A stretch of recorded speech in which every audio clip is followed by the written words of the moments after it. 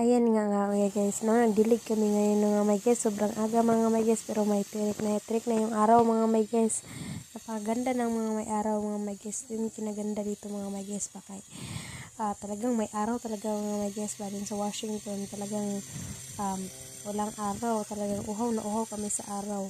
Ito ngayon dito mga may guys, so sa AC, sa Arizona mga may guys ba. Ang ganda yung araw ngayon dahil ilang araw na nga kaming nag-snow, ulan. So ayun nga mga may guys, pagkatapos namin nagdilig mga may guys, nilutuan ko pala si Crimson ng breakfast niya mga may guys, no?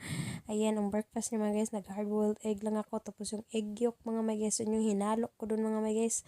Ang breakfast niya pala ngayon guys ay kalabasa, buti na nakakita ko ng kalabasa talaga, tagal ko na talaga siyang hinanap guys ba. So, nung nakaraan mga may guys, pumunta ko ng Walmart grocery, talagang nakakita ako ng kalabasa dito doon mga may guys. Mapagkamahal siya mga may guys kasi hindi siya sa Asian store mga guys, pero ibang-iba din siya mga guys, pero halos parehas lang din sa Asian store mga may guys. Uy, ayan, iba lang yung pressure ng mga may guys, pero gusto ko nga maranasan ni Crimson ang kalabasa mga may guys ba.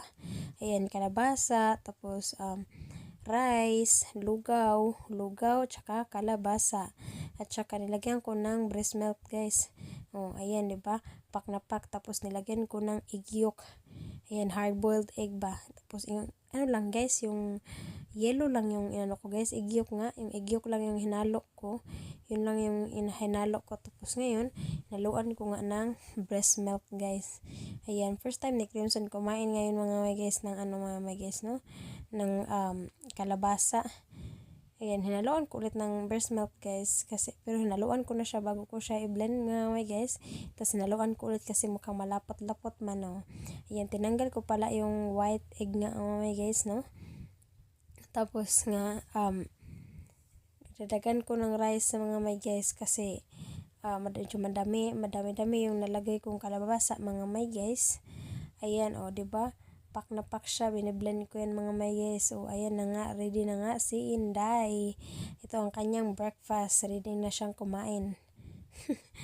Kalabasa, may itlog at na may rice. Ayan, pinay na pinay nga siya day, no?